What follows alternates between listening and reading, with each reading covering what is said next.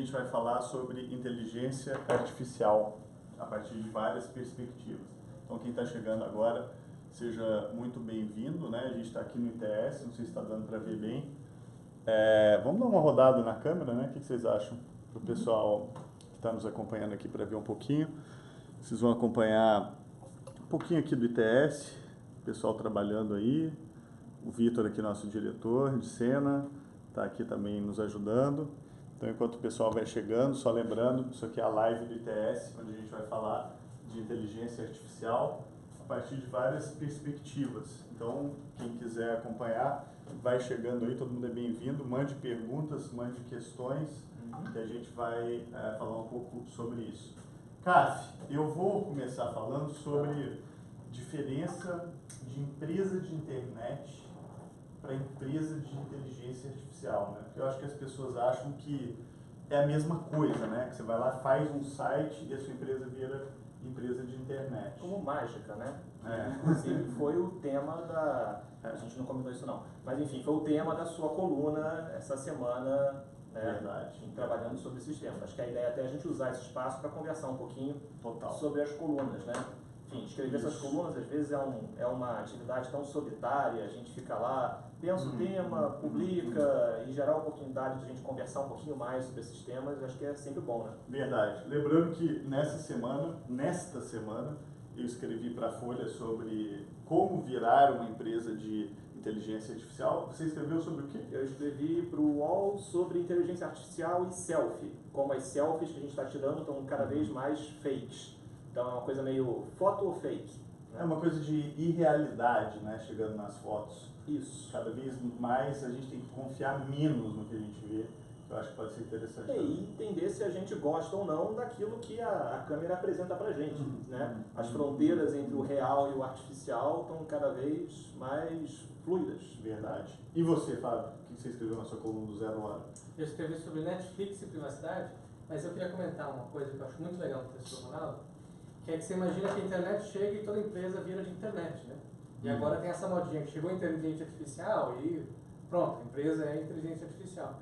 E o que fica claro no texto é de que, assim, não basta chegar à internet, tem que mudar a mentalidade da empresa. Exato. E todo mundo agora quer ser empresa de internet e, em seguida, todo mundo quer ser empresa de inteligência artificial, né? Será que não tem um certo buzz, né? Que todo mundo quer se dizer empresa de inteligência artificial, mas aí acho que a gente tem que fazer um exercício para tentar diferenciar o que é a empresa que usa a internet, o que é a empresa de internet, o que é a empresa de inteligência artificial. Acho que é um negócio importante, que é o que você pretende fazer no artigo, né? Poucas podem falar isso, né? E só para quem chegou agora, né? Deve ter gente entrando nesse exato momento. A gente está aqui no ITS, esse aqui é o ITS ao vivo. A gente está discutindo hoje inteligência artificial e a gente vai fazer a diferença entre o que é uma empresa tradicional, o que é uma empresa de internet e o que é uma empresa de inteligência artificial. Fábio escreve para o Zero Hora, não é isso? Zero Hora já escrevi bastante de inteligência artificial. O que você escreveu essa semana?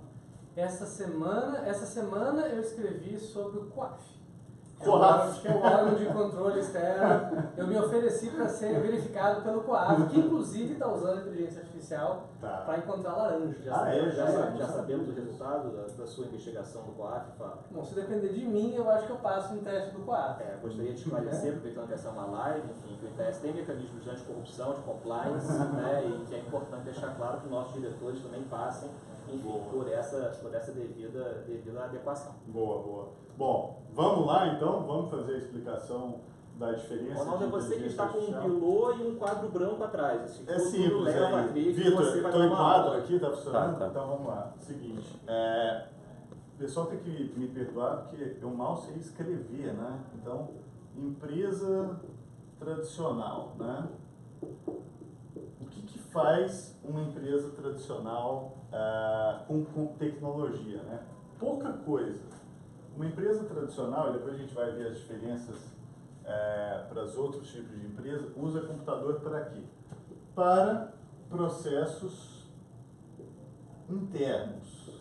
Ronaldo, deve dizer que a gente trabalha juntos há mais de 15 anos, assim, a sua letra não melhora. Não, é uma não eu desaprendi a escrever, né? Porque eu fiz datilografia, quando isso ainda era uma habilidade que as pessoas valorizavam, né? Tem diploma de datilografia. Então eu abandonei a escrita manual muito cedo. E aí vocês veem o resultado. Né? Mas enfim, fantástico. Espero que pelo menos as ideias dê para passar aqui melhor do que pelo menos a letra. À frente do seu tempo. Então, uma empresa tradicional usa tecnologia para processos internos, contabilidade, folha de pagamento, esse tipo de questão, né? Então, é aquela empresa de tijolo e cimento. O que mais que uma empresa tradicional usa tecnologia?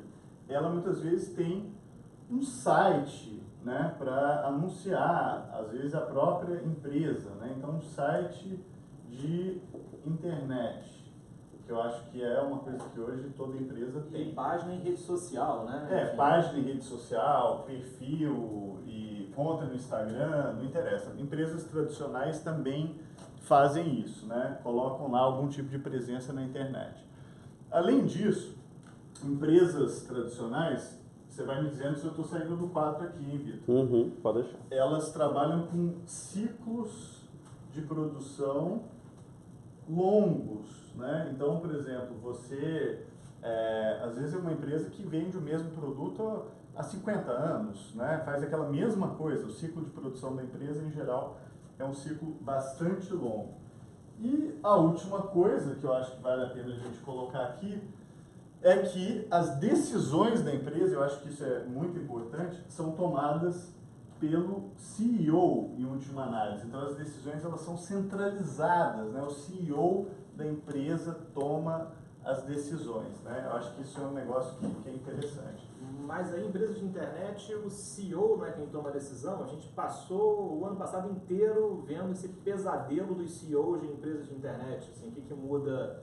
A gente não começou a adaptar, enfim, só para esclarecer, é orgânico, tá? Mas enfim, o que muda Boa, com a cara, internet? boa. Então é interessante que eu vou começar por baixo aqui. Aqui eu vou fazer o quadrinho das empresas de internet, né? Então, empresas de internet. O que muda? Você falou assim, mas nas empresas tradicionais o CEO decide.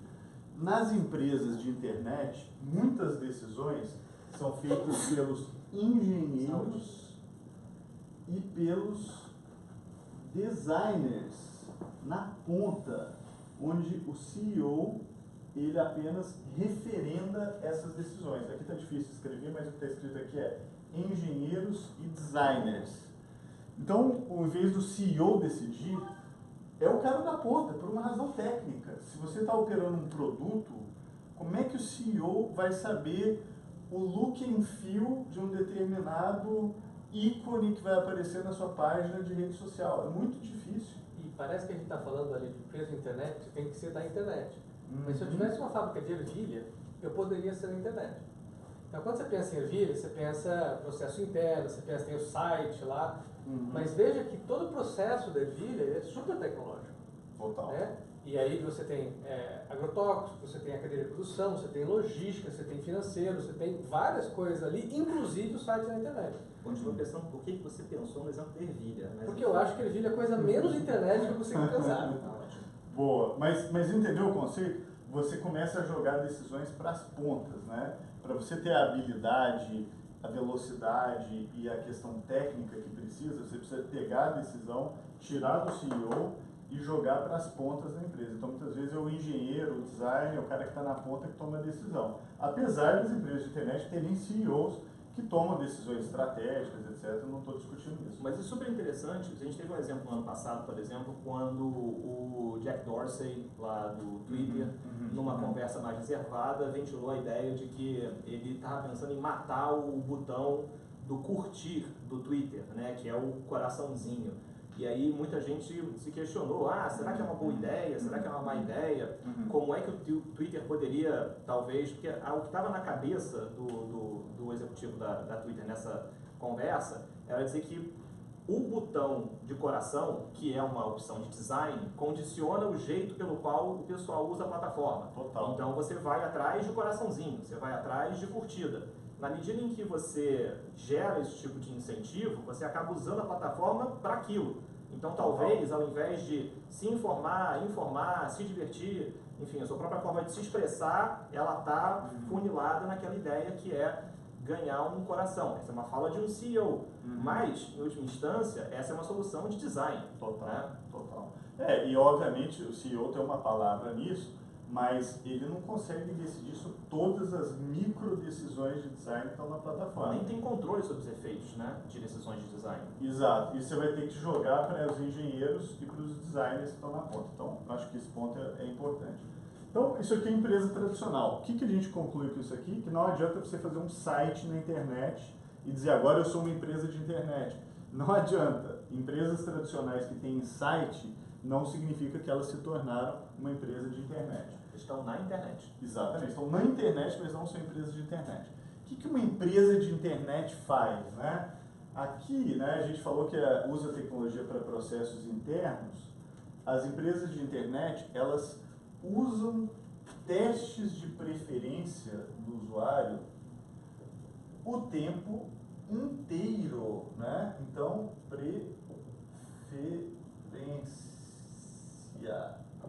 o tempo inteiro, os chamados testes AB, por exemplo, onde qualquer coisa que o seu consumidor faz, você analisa. Então, não é mais só para processos internos, é para processos externos, e especialmente quando você trata dos seus clientes.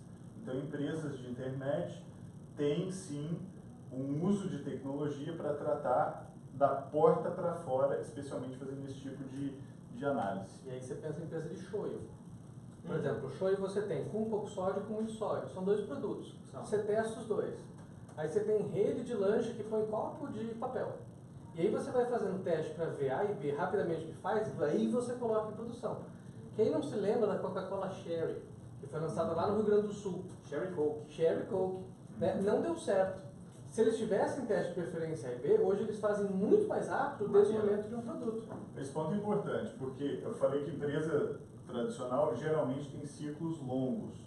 As empresas de internet, elas têm ciclos curtos, às vezes curtíssimos. Elas Igual a Cherry Coke. Elas estão sempre lançando produtos muito rápido, né? Basta ver quantos features, por exemplo, não aparecem numa plataforma como Facebook, Twitter, e eles entram no ar e depois eles desaparecem. E você joga, faz testes de preferência para o usuário, o que decolar você mantém, o que não decolar você aposenta. Lembra do Google, como é que chamava? Google Wave? Tinha um troço assim, Google Wave, uma saudade. Google Wave, né? E tinha um Google Now também, lembra? Que era um competidor da Wikipedia. Google Now não era um não era Now, assistente? K-N-O-L. Lembra disso? Google Now. E da Coca tinha New Coke, que o exemplo clássico da empresa tradicional, foi um mega lançamento que foi um mega fiasco. Total.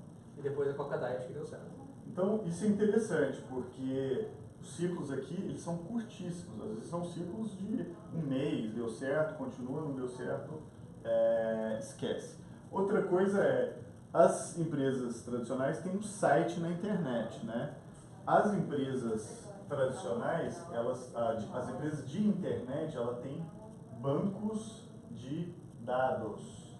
Então, você não usa o site como uma vitrine, você usa a sua plataforma como uma forma de gerar dados para a empresa, né? Então, você recebe esses dados são processados, aquilo gera ciclos curtos de produção, uma coisa vai alimentando a outra, e aí, parabéns, você se tornou uma empresa de internet. E para entender como a gente está de nicho, falando aí, no universo pequeno, um relatório da Dinamarca sobre inteligência artificial aponta que apenas 12% das empresas na Dinamarca estão prontas para trabalhar com banco de dados para decisão de tomar decisão.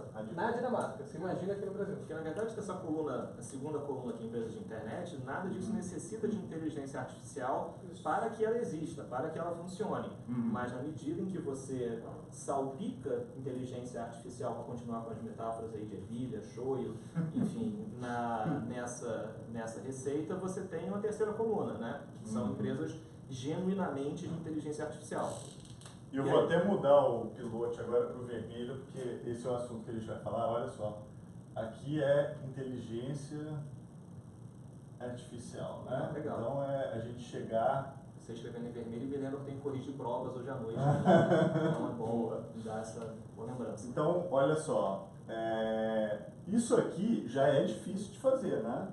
Quando a gente olha as empresas brasileiras, eu acho que a maioria delas ainda estão aqui, né? São empresas que têm um site, que tem lá processos internos sendo automatizados ou usando o computador, mas não são muitas as empresas, tem muita startup, claro, que faz isso aqui que a gente está dizendo, né? Então, no Brasil você já tem muita, mas não é assim um modelo que está longe de ser dominante, aliás, muito longe de ser dominante. É uma franja das empresas brasileiras que são empresas de internet.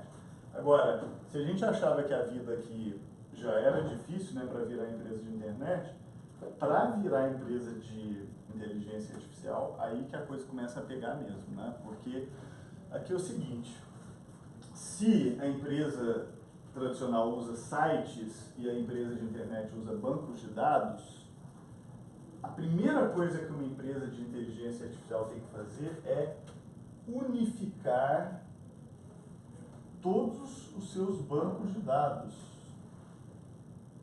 Isso aqui é radical, porque o que acontece na realidade das empresas? A gente sabe que os bancos de dados às vezes são muitos e cada um sob coordenação de um departamento diferente. Então, além de ter o desafio de unificar os bancos de dados, você vai ter que unificar a gestão dos bancos de dados, o que é algo que não é trivial de ser feito. E é interessante, né, a gente que do mundo do direito acaba falando bastante sobre proteção de dados pessoais.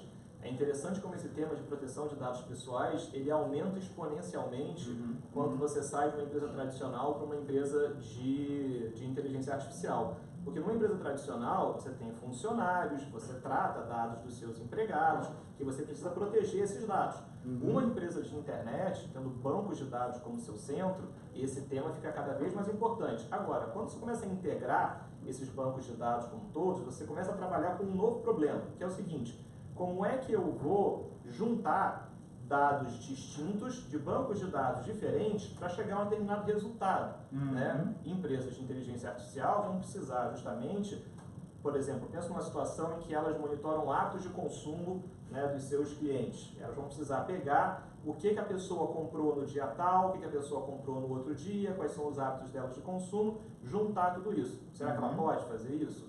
Será que ela tem alguma condição que legitime ela fazer isso? Bem lembrado, que agora com a lei nova, né, de lei de proteção de dados, que foi passada no Brasil em agosto, isso vira uma questão que é bom chamar o seu advogado para pensar sobre isso. Para quem entrou agora, né, vai achar que a gente é maluco. A gente está fazendo isso aqui, o ITS ao vivo, a gente está discutindo hoje a diferença entre empresas tradicionais, empresas de internet e empresas de inteligência artificial. Eu sou Ronaldo Lemos, Carlos Afonso, Fábio Staiber, e a gente está abordando o primeiro tema que a gente vai falar hoje. Fica aí porque tem mais. O CAF vai falar de inteligência artificial aplicada a imagens e a repercussão que isso tem na nossa vida. Então daqui a pouco a gente muda para esse tema, mas falta pouco aqui para terminar. Então, se a empresa de inteligência artificial, o primeiro passo dela é o quê? Unificar seus bancos de dados. Mais do que isso, a gente falou que a empresa tradicional usa internet para processos internos, empresas de internet têm testes de preferência de forma permanente. A empresa de inteligência artificial é outra coisa, ela precisa ter um negócio que se chama aquisição estratégica de dados. O que significa isso? Que a sua razão de existir é obter mais dados. Então, a empresa de inteligência artificial ela não usa dados de forma incidental, ela usa dados como a razão da sua existência. Inclusive, uma repercussão disso aqui é que você não pode lançar produtos que não tenham feedback de dados. Senão você está fora. Você pode ser uma empresa de internet, pode ser uma empresa tradicional. Mas uma empresa, vamos dizer, puro sangue, né, e cai aqui em toda a definição que a gente está dando, ela é uma empresa em que todos os produtos geram aquisição de dados. Então, imagina que se eu sou uma empresa financeira, sou um banco, por exemplo, eu não posso simplesmente oferecer uma conta para o usuário. A conta tem que ser uma coisa de mão dupla. Eu dou ali o saldo para o usuário, mas eu analiso a informação de movimentação da conta, devolvo para o usuário uma plataforma, muitas vezes inteligente, sobre gestão da conta dele, e uso aqueles dados para tornar o meu serviço ainda mais eficiente. Então, é um negócio que tem que ter um feedback de aquisição permanente de dados. E aí você olha como a Lei Geral de Proteção de Dados, ela vai pegar. Pega os Correios. Os Correios entregam logística. Esse é um dado muito valioso, porque você transporta coisas. Os Correios estão a todo momento adquirindo dados, porque eles têm todos os dados de hora que você está em casa, quem você assina, para onde vai o pacote e tudo mais. E ele está unificando os dados. Para o serviço dos Correios, essa informação é muito importante, mas no mercado, essa informação tem muito valor. Então, olha o dilema, que é o seguinte: você senta em algo que muitos querem pagar, e daqui a pouco você vê que o uso daquele dado de forma indiscriminada pode violar a privacidade de alguém. E teve um caso bem interessante no finalzinho do ano passado, em que um executivo da Ford disse que ele via o futuro da empresa como sendo uma empresa de dados. E isso é radical, porque você tem uma empresa que é uma montadora. Quando você pensa em Ford, você pensa em automóvel, você pensa em veículo, né? E você tem um executivo da empresa olhando mais para frente, dizendo, olha, veículo é uma parte do nosso negócio, mostra um típico caso de uma empresa que é tradicionalíssima, né? Se você pensar nas características que a gente está aqui desenhando, mas que ela já entende que ela precisa dar esse salto para o outro lado da tabela. Né? E através, por exemplo, nos Estados Unidos, a empresa tem um seu próprio financiamento para dar empréstimo, para você adquirir um determinado veículo. Isso torna a empresa uma financeira, que vai começar a tratar esses dados. Total. Esses dados dizem muito sobre quem está do outro lado do volante. Então, o seu negócio não é mais vender um carro para a pessoa dirigir. É você continuar a tratar os dados de quem está usando esse carro. Olha que interessante. Isso tem a ver exatamente com o que eu vou dizer, que empresa de inteligência artificial, todo o negócio tem que girar em torno da inteligência artificial. Entendeu? O que significa isso? E eu nem sabia que você ia falar isso, Ronaldo, mas enfim, fez todo sentido. Porque, vou colocar, todo negócio gira em torno de AI. Por quê? Porque não é que você usa ferramentas de inteligência artificial no seu negócio. A inteligência artificial é a razão de existir do seu negócio. Então, quando a Ford diz isso, eu vou me tornar uma empresa de dados, o que ela está dizendo é o seguinte: se ela quiser se transformar numa empresa de inteligência artificial, todo o processo de montagem de carros que ela faz vai ter que girar em torno da ideia de inteligência artificial. Ela pode ter, por exemplo, carros autônomos, onde a inteligência artificial vai dirigir os carros. Ela vai poder ter uma análise de demanda dos seus produtos, que quantos carros produzir vai ser decidido por uma inteligência artificial, uma análise baseada nisso. O modelo do carro, o design do carro vai ser decidido com base em grandes volumes de dados em que uma inteligência artificial toma essa decisão. Então, todo o modelo gira em torno de inteligência artificial. O que me leva ao último ponto, para a gente encerrar aqui, é que se na empresa tradicional quem toma as decisões é o presidente, né, o CEO, na empresa de internet quem toma as decisões são os engenheiros, designers, ou seja, se empurra as decisões para a ponta, quem é que toma decisão em empresa de inteligência artificial? Não é para cá. Eu diria que é os dados. A própria inteligência artificial. O que significa isso? Você tem que automatizar todos ou o máximo de processos possíveis. Então aqui a gente está falando de um processo de automação. Essa automação ela é profunda, ela é uma automação, inclusive, às vezes, do trabalho. A função que puder ser automatizada, que é exercida por pessoas, vai ser automatizada. E a estratégia da empresa também é automatizada, então? A estratégia da empresa pode ser automatizada, o folha de pagamento é automatizada, o design dos produtos passa a ser automatizado, a oferta, a decisão de quanto fabricar. A contratação do CEO.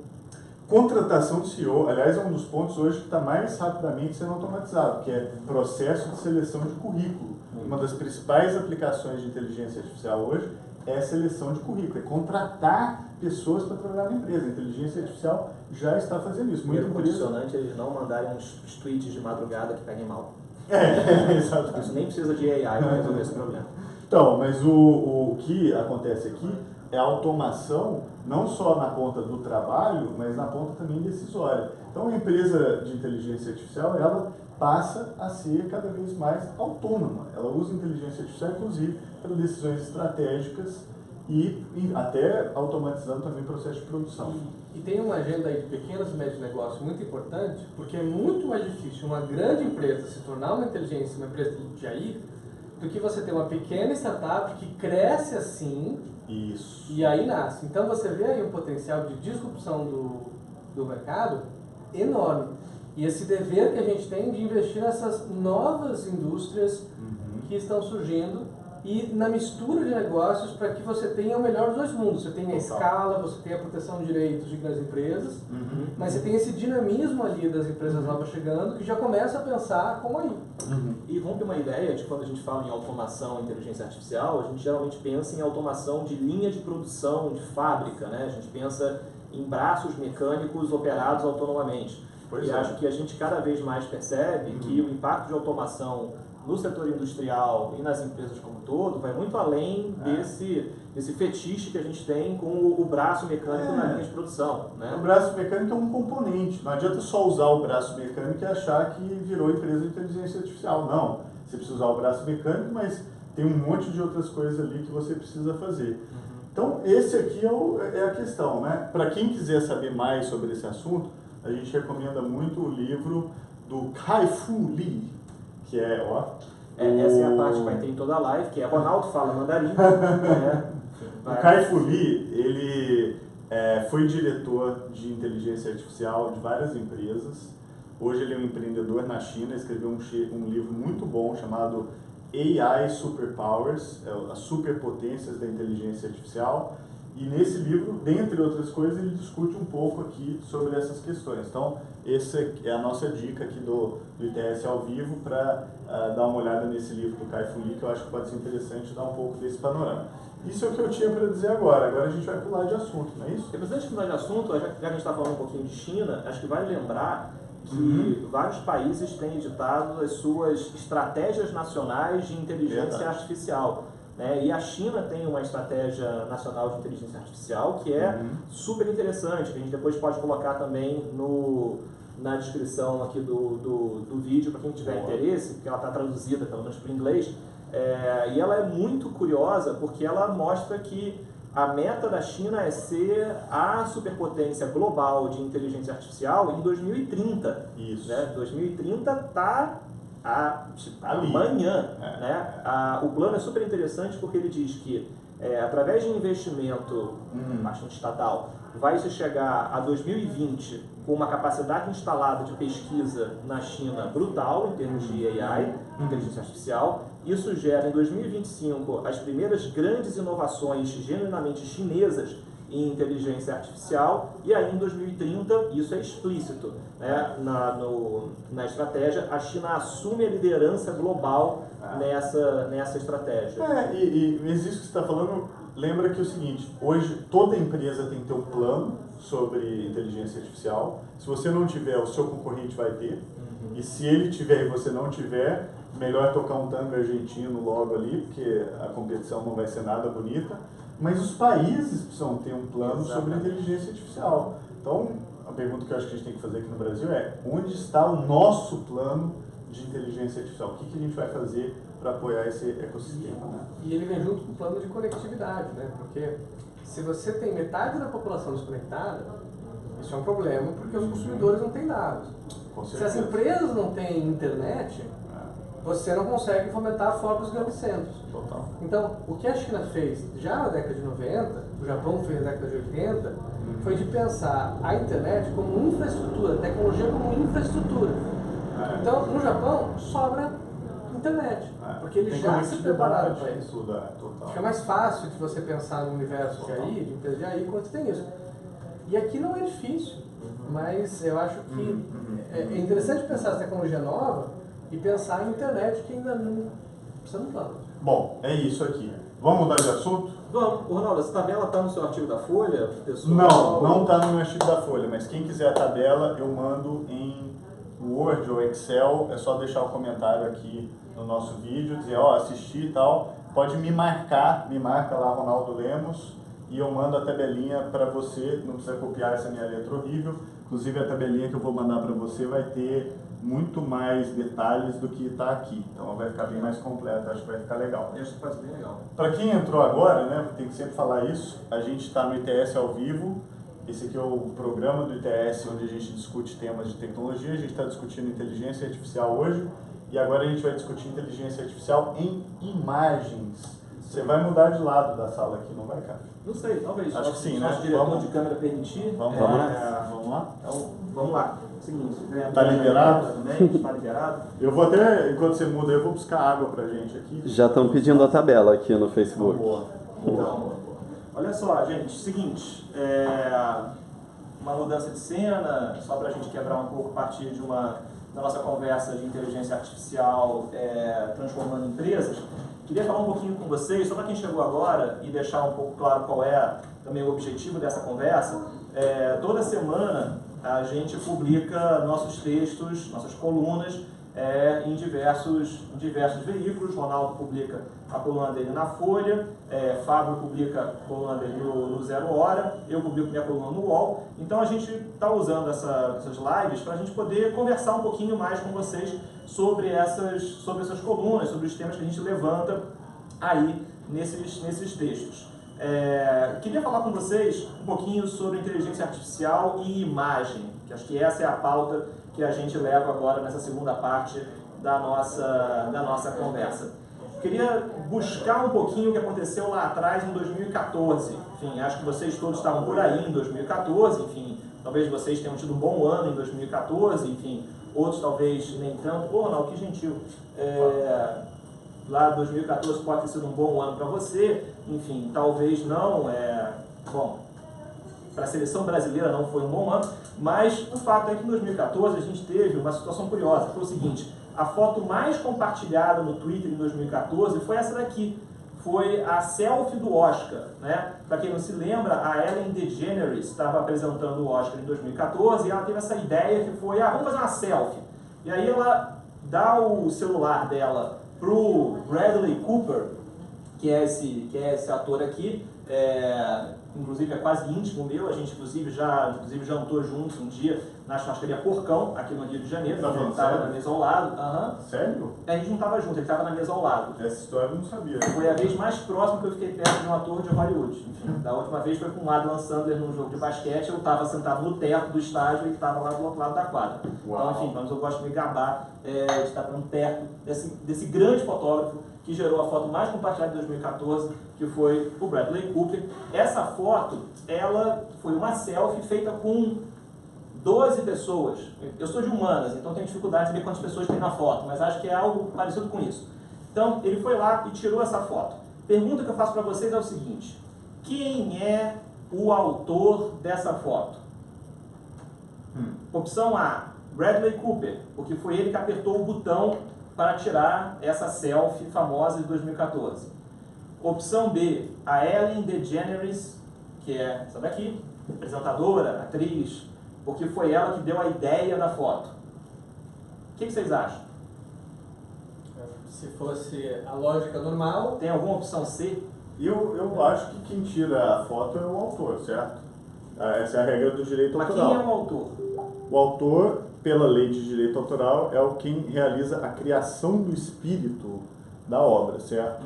Então, no caso de fotografia, é quem tirou a foto, certo? Quem foi lá e apertou o botão da foto, tá certo? Quem teve a ideia da foto não tem nenhuma... Aí tem o direito conexo, talvez, o produtor da foto, será? A Ellen só teve a ideia, né? Quem fez o enquadramento, né? Quem escolheu quem ia entrar na foto, quem não ia entrar, né? Foi lá e apertou o botão, foi o Bradley Cooper. Agora, uma questão interessante é o seguinte: lá atrás, em 2014, acho que ninguém imaginou que o autor da foto talvez fosse a Samsung, que é a marca do celular lá que a Ellen DeGeneres deu na mão do Bradley Cooper. O pessoal diz, que loucura, enfim, qual é o direito que uma empresa pode ter sobre uma selfie? Quem tira a selfie, sim, somos nós. É verdade, não é o telefone ser o dono da foto? Coisa meio maluca. Parece meio maluco. Mas isso parece meio maluco porque, na verdade, como você disse, Ronaldo, enfim, a obra intelectual, né, quem cria a obra original é quem aperta o botão para tirar a foto. Tudo bem, isso é 2014. Pula para 2019. Pessoal que comprou um iPhone XS, né, recentemente, perceberam algumas coisas. Primeiro, perceberam tão ricos, né, assim, que comprar um iPhone não é uma coisa trivial hoje em dia. E segundo, se eles fossem tirar uma selfie, eles perceberam que a selfie estava tornando o rosto das pessoas mais suave, mais perfeito. Acho que a gente tem aqui até um exemplo. Olha aí, isso aqui é tirado lá do canal do Unbox Therapy. Você vê que é um canal de unboxing e especialmente de gadgets eletrônicos. Você vê aqui que os dois iPhones mais novos, a selfie que o cara tirou... A pele dele fica melhor. Não, ele tá com uma pele de pêssego. Caraca. Né? E isso vem padrão. Ou seja, você tirou da caixa o seu iPhone novo, você tirou uma selfie, automaticamente o seu iPhone XS dá uma melhorada na sua... Usando inteligência artificial. Ele reconhece a sua pele e dá aquela melhoradinha.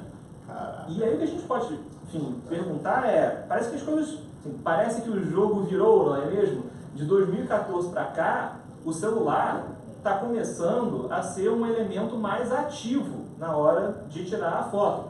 Aquilo que você vê como resultado final não é apenas uma escolha sua, é também uma escolha do celular, que resolveu escolher te embelezar. Sim, sabe-se lá com qual padrão estético ali colocado. Isso começou muito na Ásia, com os celulares asiáticos tendo muito sucesso, com umas câmeras de selfie, com um recurso chamado modo de beleza. Não sei se vocês já viram, especialmente o pessoal que tem Samsung há mais tempo, já está muito mais acostumado com esse beauty mode, né? Modo de beleza. Né? Não sei se o pessoal que está assistindo a gente na live, enfim, deve ser, minha tia e 2 amigos nossos, já usaram esse modo de beleza, né? Oi, tia.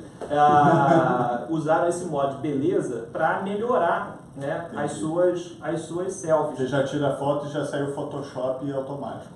Desde 2016, olha que louco, a Cosmopolitan, lá atrás, né, fez um teste com 13 voluntárias que tiraram foto usando o Samsung antigo, usando o modo de beleza assim, no máximo.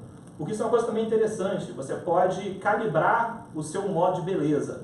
E aí, se você colocar a sua beleza no máximo, é assim que a foto aparece. Então, essa é a pessoa normal e assim é como ela fica. Ela parece uma... Não, corrigiu o formato do lábio da pessoa, afinou o queixo. O seu rosto todo é mudado. Caralho, até o óculos está mais bonito na foto. Ela melhorou não só o rosto da pessoa, mas melhorou o óculos da menina. E eu lembro, se não me engano, na época, na Ásia deu problema porque ele estava aumentando o olho. Isso.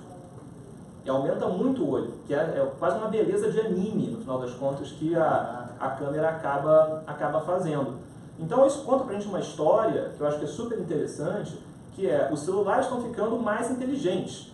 E quando a gente tira foto, não é mais só um trabalho nosso, é um trabalho nosso de pose, enquadramento, luminosidade, mas do outro lado tem o celular trabalhando para melhorar aquela imagem. Eu tenho uma pergunta. Isso aí não é um negócio meio fake news, entendeu? Será que a foto é fake? Não, porque assim, se você encontrar essa pessoa, aquela foto ali da direita é muito diferente do que a pessoa da vida real, certo? O Tinder faz uma diferença. Então, se você coloca isso no Instagram da vida, não sei o que, ou manda isso para um pretendente, ou sei lá o que, e a pessoa te encontra, ela vai falar, opa, peraí, tem alguma coisa um pouco errada. Não é você. Então, não é tipo um fake news, né, que você fala uma coisa que às vezes não é verdadeira e quando você vai olhar a realidade é completamente diferente. Isso não é uma personal fake news que a pessoa está fazendo, democratizando o fake news, automatizando o fake news. E isso é o mais interessante, né? Porque é um fake news pessoal, automático e, diria mais, padrão. Porque em alguns aparelhos você não consegue nem desabilitar, ou pelo menos não desabilitar de forma fácil, né? Esse modo de embelezamento. Se isso fosse aplicado para texto. Né? Você escreve um texto jornalístico. Ah, queremos. Entendeu? Também todo mundo quer. Mas aí você escreve um texto e aí a inteligência artificial fala assim, olha, seu texto é legal, mas eu vou dar umas mudanças aqui, uma revisada. Eu vou aperfeiçoar o seu texto. Exatamente, vou contar essa história de um jeito mais interessante aqui, e aí a história fica muito mais legal, só que começa a contar umas coisas que não são verdadeiras, só para dar aquela emoção no texto. Faria algum sentido? É uma coisa... É a mesma coisa, você concorda? E o que é interessante, voltando lá na discussão anterior dos textos, é o que é mais legal. É mais legal porque os dados deduziram, analisando que isso tem mais venda, mais saída, portanto aí o teste A/B funciona melhor. É mais legal porque o CEO passou uma diretriz de que a gente deveria ter uma sociedade XYZ e aí você cria o design, ou é só mais legal, vá saber por quê. Porque alguém deduziu que esse tipo de foto, esse tipo de texto é melhor e você não consegue explicar por que tem rosto fino ali, o queixinho dela é melhor, é embelezamento, do que ter outro queixo. Não, e tem aquele fenômeno, né? O cachorro abana o rabo, mas de repente o rabo começa a abanar o cachorro. A menina começa a postar fotos, não estou dizendo que essa aí vai fazer isso, mas começa a postar essas fotos com essas autocorreções e ela começa a ter uma imagem dela mesma que é aquela, e um belo dia ela vai no cirurgião plástico e fala, ó, me transforma nisso aqui, entendeu? Então, não sei, cara, tô jogando aí, remeceu. Mas olha que interessante. Não, acho que a pauta é nossa e é uma pauta querida, que é essa fronteira entre o real e o artificial sendo corroído através de decisões de software. E não é uma decisão de um software que está dentro de uma empresa, é um software que está no bolso, enfim, de cada um que tem um celular e que está tirando uma selfie.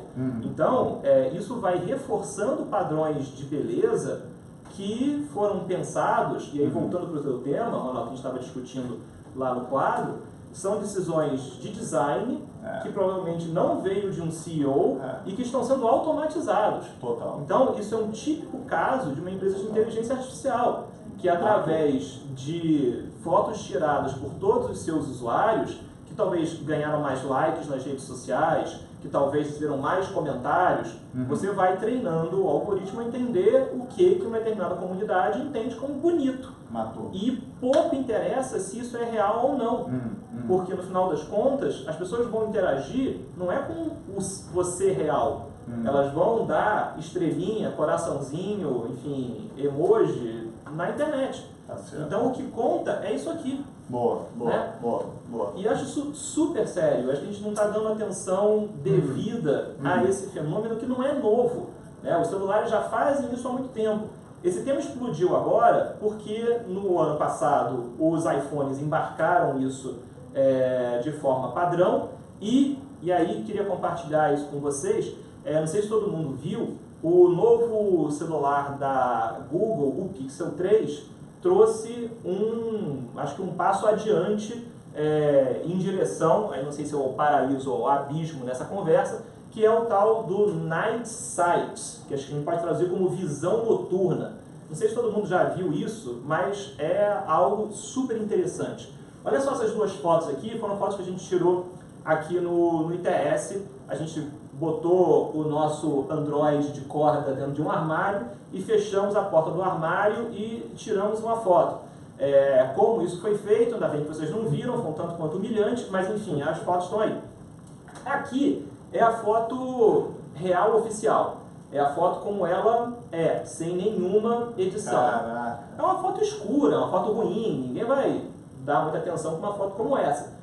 O interessante é que os celulares da Google, o Pixel, agora vem embarcado com esse novo software para câmera chamado Visão Noturna. O que faz o Visão Noturna? Primeiro, o celular já diagnostica que tem pouca luz no ambiente. Então, ele próprio sugere, você não quer usar o visão noturna? E aí, quando você liga o visão noturna, ele vai tirar uma foto que faz a seguinte dinâmica. Ele primeiro entende o quanto de luz tem no ambiente, entende o quanto de fricção existe na pessoa que está segurando ali o celular, para evitar que tenha ruído por causa ali de movimentos, né? E ele vai tirar, dependendo do grau de exposição necessária, de 6 a 15 fotos, e depois, como acontece numa foto HDR, né? Juntar todas essas fotos, retrabalhar e jogar nessa foto uma luminosidade que não existe naquele ambiente. E isso é feito... Uma luminosidade fake. Fake. E isso é feito através, é claro, de um processo de aplicação de inteligência artificial que entende o ambiente, entende o objeto e recria essa imagem como se iluminada fosse. Aquela ali à direita é resultado desse processo, então. Aquilo ali é a foto real. Isso. E a foto ali do lado direito é quando você apertou o Night Vision. A sua direita, a minha esquerda, enfim, direita e esquerda é uma coisa confusa atualmente, mas enfim, essa daqui é a com o visão noturna. Boa. Essa daqui é a foto normal. E só lembrando que quem criou aqueles contrastes ali foi uma inteligência artificial. Eu tirei a foto igualzinha. E aí, o pessoal que está assistindo a gente em casa, só para entender a parte mais surpreendente disso aqui, você vai dizer, tá bom, então vocês estão me contando a história de um software de câmera que ilumina a foto escura. Legal. Mas talvez vocês não tenham pensado numa situação que é fundamental, que é o seguinte, ninguém usou flash nessa foto. Essa luminosidade, ela não é física. Nenhuma luz foi jogada nesse ambiente. O aplicativo inventou uma luz, criou uma luz. E aí é muito legal, porque até na propaganda que a Google fez dos celulares Pixel, ela usa aquela música, trilha sonora do Flash Gordon, né? Uau, adorava isso. Enfim, cantado pelo Fred Mercury. Claro, né? Tá na moda. Queen, né? Tá na moda.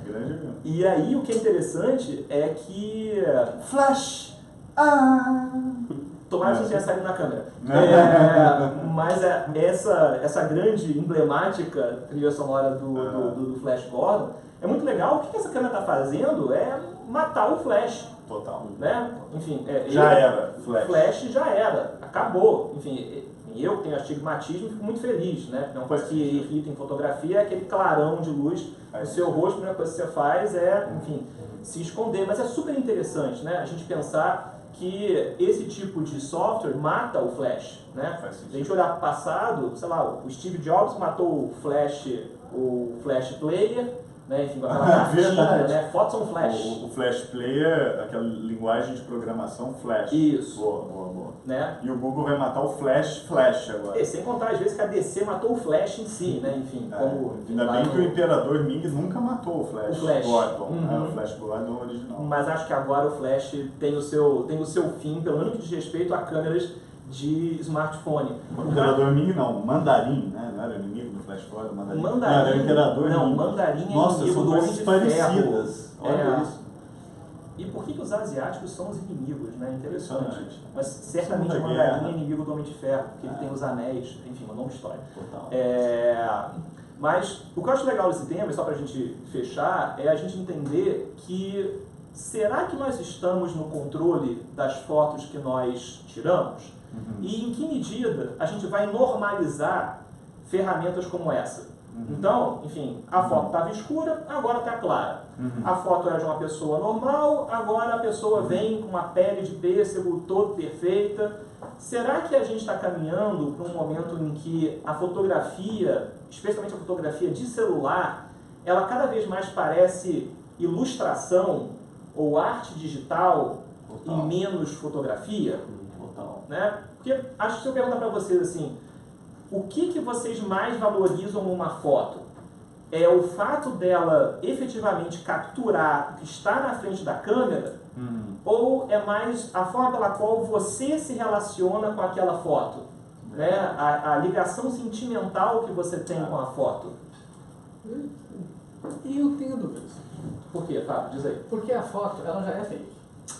A foto já é fake? Sim, a tecnologia da foto, ela já é uma abstração da realidade que, por parecer realidade, parece que não é. Mas quando tinha a fotografia bebê colorida, essa mesma discussão foi colocada. Se o colorido não era um fake da fotografia. Isso. Porque você deixava de ser a foto que era aquela foto que está acostumada para ser uma outra coisa, mas os dois eram fakes. Sim. E aí eu tenho dúvida se a inteligência artificial ali ela não está aumentando a luz ou se ela está criando. Eu sei que ela é capaz de criar. Mas em que medida a luz toda ali já não é artificial? Se você pensar na coisa analógica, o digital já não tem luz analógica nenhuma. Ele já é digital desde o começo. Né? Então aquilo ali, a foto é todo fake. É verdade. É verdade. Se você for pensar nesse sentido, toda foto digital é fake. Toda foto é fake. E vai ser cada vez mais fake. Porque com aplicativos como esse, foi muito interessante, você vê alguns testes na internet em que o Night Sight, o software adivinha o que deveria estar naquele ambiente escuro. E aí, isso é claramente uma aplicação de inteligência artificial. E hoje já não é mais realidade. Eu vi os trabalhos aí de um desses seminários sobre visão computacional, né? Coisas que a inteligência artificial pode fazer. Então, por exemplo, a inteligência artificial muitas vezes consegue saber o que tem virando uma esquina. A gente, seres humanos, né, a gente não faz a menor ideia, a gente não consegue enxergar o que tem virando uma esquina. Mas a inteligência artificial, por causa da luz que vem da esquina e do que está sendo filtrado, etc., ela consegue saber se tem uma pessoa vindo, se tem um poste vindo, se tem um carro vindo, consegue saber se tem uma loja de luz acesa, um prédio ali em cima, virando a esquina, entendeu? Então, é o tipo de aplicação para visão computacional, isso é só o começo. E aí vocês não acham que talvez esse certo purismo com fotografia, especialmente com os smartphones, é algo que vai começar a ser urdido cada vez mais rápido? Acabou, isso aí já era. Isso aí acho que a coisa da fotografia que espelha a realidade e tal, como o Fábio bem disse, quando você muda para fotografia digital já não é isso, né? Porque é tudo o Edu, ele está falando aqui que a inteligência artificial ela amplia o espectro desse tipo de tecnologia porque ela automatiza tudo isso que antes era mecânico, né? Até se você pensar, a Priscila falou no Photoshop, o Photoshop de fato é uma ferramenta que permite a edição humana de imagem, mas quando a gente tem uma inteligência artificial fazendo isso de maneira automática, a coisa muda, né? Acho que essa que é essa que é a questão. Porque, por exemplo, o Photoshop não deixa de ser diferente do filtro do Instagram. Ou seja, tem uma decisão humana, mal ou bem, de clicar, nem que seja no automático do Photoshop, mas você clicou, é uma decisão humana, né? E o filtro no Instagram é a mesma coisa. Todo mundo está acostumado a entrar naquela rede social, ver foto filtrada e tudo certo. Mas, isso aí é uma metáfora para coisas muito interessantes que podem acontecer, né? Tem gente hoje que defende que em breve isso que está acontecendo com fotografia vai acontecer com tudo, né? Vai acontecer com as nossas vidas. Inclusive vai acontecer com o governo. Tem duas articulações interessantes sobre isso. Uma é de um pensador chinês, que é também um artista, curioso isso, ele é artista, filósofo e pensador e tal, chamado Liang Gang-san.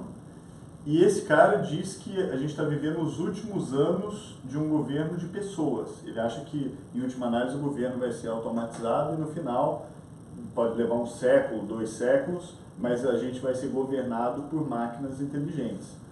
Isso vai acontecer ou não? Não tenho a menor ideia. Mas esse cara, chamado Liang Gang-sun, acho que é assim, Liang Gang-sun, aliás, que falaria, ele fala sobre isso que eu acho que é interessante.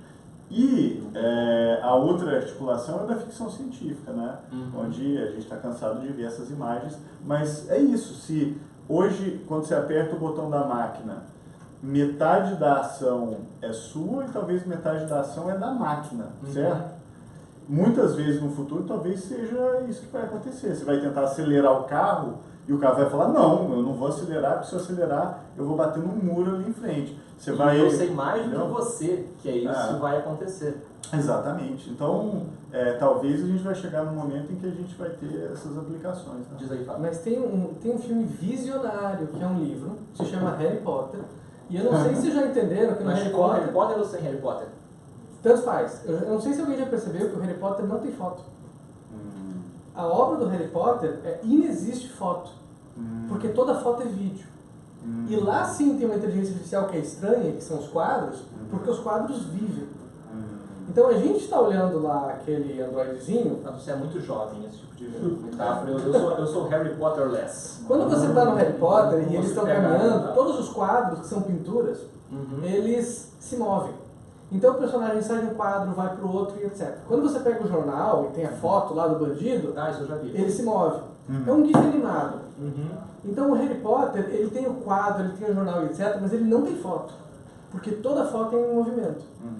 O que vai ser muito estranho é se eu olhasse aquele Android ali da foto que tirou e ele estivesse vivo. E essa vida que ele vai ter é dada pela inteligência artificial. As ações, as falas, o comportamento tivesse.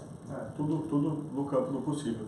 Vamos parar de encher a paciência das pessoas e caminhar para a reta final. Só para quem está ligando agora, esse é mais ou menos o final, mas assim, esse aqui é o ITS ao vivo, onde a gente debate algum tema importante de tecnologia. Então, gostou desse debate aqui? Siga o site do ITS no Facebook, siga nosso canal no YouTube, siga a nossa conta no Instagram, siga o Carlos Afonso, siga o Fábio, me siga, e a gente vai toda semana, aliás, mais de uma semana, mais de uma vez por semana, né? Esse é o plano, debater temas que eu acho que são importantes e de interesse geral sobre tecnologia, não é isso? E lembrando que essa conversa de hoje foi motivada por 2 colunas, então Verdade. Tem 2 textinhos que levam essa conversa e que ajudam você a se orientar sobre para onde vai esse debate. Então é o texto do Ronaldo na Folha e é a minha coluna no UOL, que a gente vai colocar na descrição do vídeo, caso você queira correr atrás também de algumas referências, enfim, e saber mais sobre esses temas. É isso. E perguntas, comentários, críticas, sugestões,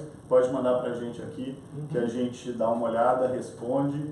E é isso. Se tiver sugestões de tema também pra gente discutir, pode sugerir e a gente vai discutir aqui no nosso ITS ao vivo, né? Espero que tenha dado pra ver. Vamos encerrar de uma forma dramática, abrindo a janela. O que vocês acham disso, hein? Você vai realmente querer abrir Vamos, a janela? vamos. Tem um calor infernal aqui no Rio de Janeiro, mas eu acho que não é uma má ideia. Será que você não tem uma habilidade para isso? Olha! Então, poderíamos ter feito a live com essa vista, mas a gente fica na cortina. Então, enfim, temos esse belíssimo pôr do sol no Rio de Janeiro, que parece que passaram o filtro Perpétua, né, na imagem. Isso é claramente artificial. A gente está, na verdade, num quartinho, as paredes são todas brancas. Isso aqui é tudo feito. Não consigo abrir.